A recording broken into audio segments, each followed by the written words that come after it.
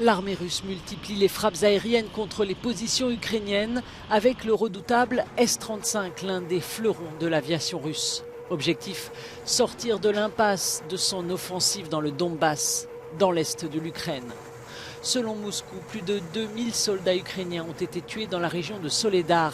La prise de cette ville est essentielle pour prendre les zones de Sloviansk et Kramatorsk, encore contrôlées par les Ukrainiens.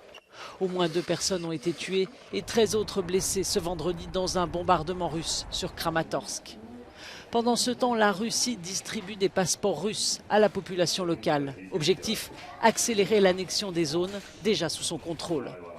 Cela passera ensuite par l'organisation de référendums pour donner une couverture légale à l'opération.